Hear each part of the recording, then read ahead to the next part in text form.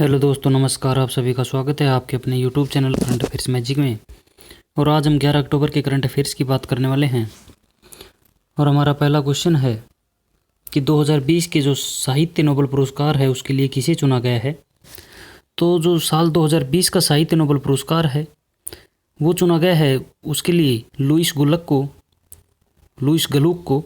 और जो लुईस गलुक है ये एक अमेरिकी कवि है और उनकी बेमिसाल काव्य आवाज़ के लिए इन्हें ये दिया जा रहा है। और खूबसूरती के साथ में व्यक्तिगत अस्तित्व को सार्वभौमिक ये बनाती है। और जो साहित्य का नोबेल पुरस्कार है ये स्वीडन अकादमी स्टॉकहोम स्वीडन के द्वारा प्रदान किया जाता है। बात करें लुईस गलुक की तो ये एक इनका जन्म है ये 1943 में न्यूयॉर्क में हुआ था। और ये वर्तमान में कैम्ब्रिज मैसाचुसेट्स में रहती हैं। और ये लेखक के अलावा येल विश्वविद्यालय न्यू हेवन कनेक्टिकट में अंग्रेजी की प्रोफेसर हैं। और इससे पहले इन्हें पुलित्जर पुरस्कार 1993 में और राष्ट्रीय पुस्तक पुरस्कार 2014 में इन्हें मिल चुका है। हमारा अगला क्वेश्चन है कि तसिरकॉन हाइपरसोनिक क्रूज मिसाइल का सफल परीक्षण किस देश ने किया है। तो ये किया है रूस ने। और रूस ने ही अपने आर्कटिक में इस जो तसिरकॉन हाइपरसोनिक क्रूज मिसाइल है इसका सफल परीक्षण किया है। और इस मिसाइल को व्हाइट आर्क रूसी आर्कटिक में एडमिरल गोर्स्कोव फ्रिगेट ने लॉन्च किया है। और ये जो मिसाइल है इसमें 28 किलोमीटर अपने ही प्रेक्षक वर्ग की अधिकतम ऊंचाई के साथ में 450 किलोमीटर की दूरी इसने तय की है। और यह उड़ान परीक्षण ये 4.5 मिनट तक चला और मिसाइल मैच 8 पर एक हाइपरसोनिक गति पर पहुंच गई है। रूस की जो राष्ट्रपति है वो है व्लादिमीर पुतिन। यहाँ की राजधानी है मॉस्को और यहाँ की मुद्रा है रूसी रूबेल। हमारा अगला क्वेश्चन है कि किस बैंक ने को ब्रांडेड फॉरेक्स कार्ड लॉन्च करने के लिए विस्तारा के साथ साझेदारी की है। तो ये की है एक्सिस बैंक ने। और एक्सिस बैंक ने भारत की एक पूर्ण कैरियर सर्विस कंपनी है विस्तारा, उसके साथ मिलकर अंतर्राष्ट्रीय जो यात्री हैं उनकी ज़रूरतों को पूरा करने के लिए एक को ब्रांडेड विदेशी मुद्रा कार्ड एक्सिस बैंक का विस्तारा फॉरेक्स कार्ड इन्होंने लॉन्च किया है। नाम क्या है? Axis bank club Vistara forex card. और इसको को ब्रांडेड विदेशी मुद्रा कार्ड के लिए ही की गई है। और ये साझेदारी किसी भी बैंक और भारतीय एयरलाइन के द्वारा अपनी तरह की पहली साझेदारी है। जो विस्तारा का हेडक्वार्टर है वो गुड़गांव हरियाणा में है और इसके सीईओ हैं लेसी थिंग। एक्सिस बैंक का हेडक्वार्टर मुंबई महाराष्ट्र में है और इसको एमडी और सीईओ हैं अमिताभ चौधरी। हमारा अगला क्वेश्चन है कि इंडियन बैंक के बिजनेस मेंटरिंग प्रोग्राम एमएसएमई प्रेरणा को किसके द्वारा लॉन्च किया गया है। तो ये किया गया है निर्मला सीतारमण के द्वारा। और निर्मला सीतारमण है ये हमारे वित्त मंत्री हैं। और निर्मला सीतारमण ने इंडियन बैंक के द्वारा एमएसएमई के लिए एक ऑनलाइन व्यापार मेंटरिंग प्रोग्राम एमएसएमई प्रेरणा को लॉन्च किया है। और ये जो कार्यक्रम है इसको स्थानीय भाषाओं में उपलब्ध कराया जाएगा। और इसका उद्देश्य होगा कि जो कौशल विकास और क्षमता है निर्माण है कार्यशालाओं के माध्यम से उद्यमियों को सशक्त बनाया जा सके। जो इलाहाबाद बैंक है इसका इंडियन बैंक में विलय हो गया है 1 अप्रैल 2020 को। और इंडियन बैंक के जो एमडी और सीईओ हैं वो हैं पदमजा चुंदूर। और इंडियन बैंक की जो टैगलाइन है वो है योर ओवन बैंक। और जो एमएसएमई के मंत्रालय के मंत्री हैं वो हैं नितिन गडकरी। और जो हमारे आरबीआई के जो गवर्नर हैं वो हैं शक्तिकांत दास। हमारा अगला क्वेश्चन है कि सरला पुरस्कार से किसे सम्मानित किया जाएगा। तो जो सरला पुरस्कार है इससे सम्मानित किया जाएगा नित्यानंद नायक को। और जो नित्यानंद नायक हैं ये उड़ीसा के एक प्रसिद्ध कवि हैं। और इनको 2017 में इन्होंने एक कविता प्रकाशित की थी सेते बुलाकू नातीवा। और इसके लिए ही इन्हें सरलता पुरस्कार से सम्मानित किया जाएगा। इस पुरस्कार के अंदर इन्हें 5 लाख की नगद पुरस्कार और एक प्रशस्ति पत्र से इन्हें सम्मानित किया जाएगा। साथ ही में जो रंजीत कुमार नाग और श्याम सुंदर पटनायक हैं इनको, जैसे रंजीत कुमार को संगीत में और श्याम सुंदर पटनायक को कला के क्षेत्र में उनके योगदान के लिए सम्मानित यहाँ पर किया जाएगा। जो रंजीत कुमार नाग हैं इनको इल्ला पंडा संगीत सम्मान दिया जाएगा। जो पटनायक हैं इनको इल्ला पंडा चित्रकला सम्मान दिया जाएगा। और इन पुरस्कारों के अंदर 1.5 लाख रुपए की नगद पुरस्कार और एक प्रशस्ति पत्र इन्हें भी प्रदान किया जाएगा। और जो सरला पुरस्कार है ये Indian metals public charitable trust के द्वारा दिया जाता है। तो ये कहाँ के हैं नित्यानंद नायक? उड़ीसा के। तो उड़ीसा के सीएम हैं नवीन पटनायक और यहाँ के राज्यपाल हैं गणेशी लाल। हमारा अगला क्वेश्चन है कि association of mutuals fund in India AMFI का अध्यक्ष किसे चुना गया है? तो ये चुना गया है नीलेश शाह को और इनको यह दोबारा से चुना गया है।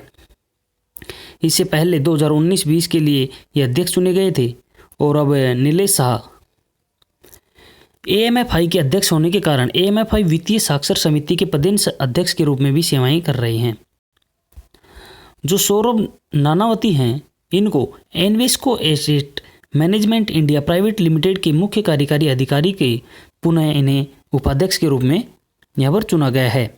यानी कि AMFI के जो उपाध्यक्ष हैं वो सौरभ नानावती को चुना गया है और इन्हें भी दोबारा चुना गया है।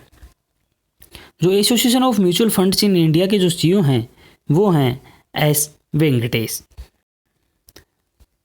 हमारा अगला क्वेश्चन है कि विश्व डाक दिवस कब मनाया जाता है? तो विश्व डाक दिवस है ये प्रत्येक वर्ष मनाया जाता है 9 अक्टूबर को और ये पूरी दुनिया में मनाया जाता है।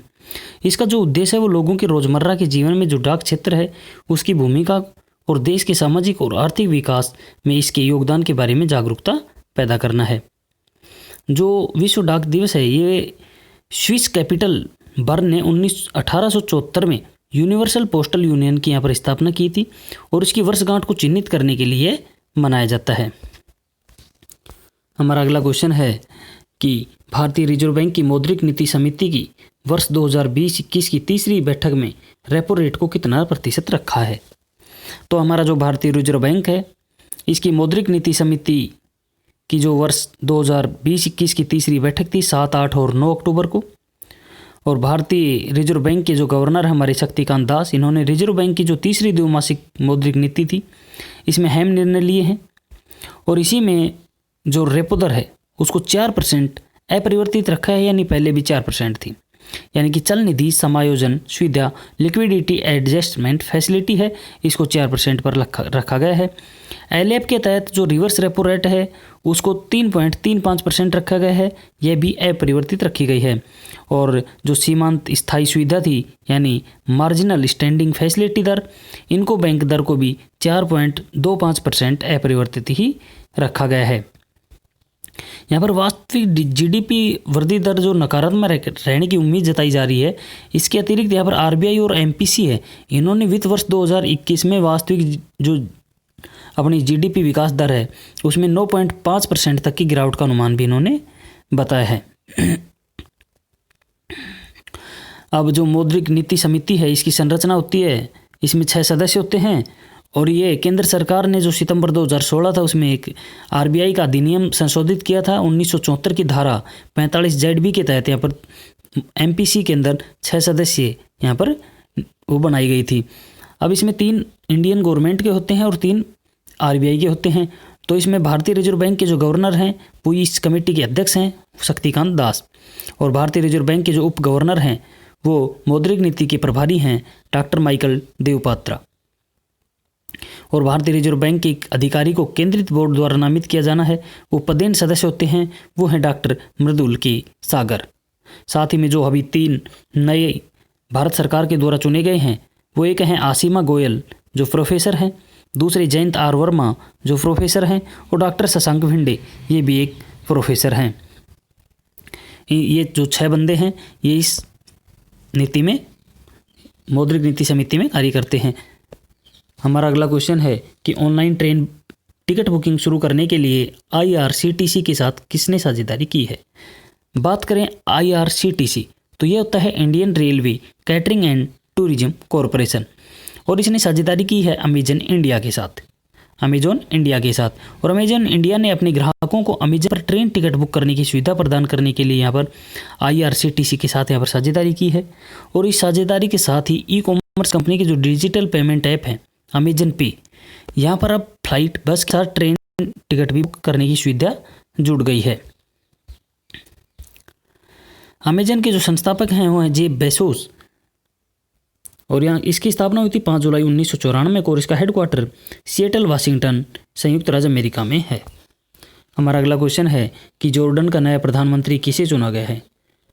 तो जॉर्डन का जो नया प्रधानमंत्री है वो चुना गया है बिशर अल खसावने को, और ये चुना है जॉर्डन के जो किंग हैं अब्दुल्ला द्वितीय इब्न अल हुसैन, उनके द्वारा यह चुना गया है। और जो बिशर अल खसावने हैं ये यहाँ पर किंग के नीति सलाहकार थे। इनकी जो नियुक्ति है ये प्रधानमंत्री अमर अल रजाज का इस्तीफा स्वीकार करने के बाद की गई है। जॉर्डन की जो राजधानी है वो अम्मान, और यहाँ की मुद्रा है जॉर्डन के दिनार। तो धन्यवाद दोस्तों, आज के लिए इतना ही। मिलते हैं नई वीडियो में नई अपडेट के साथ। तब तक पढ़ते रहिए, बढ़ते रहिए, और आपके अपने YouTube channel current affairs magic को सब्सक्राइब करना ना भूलें। धन्यवाद।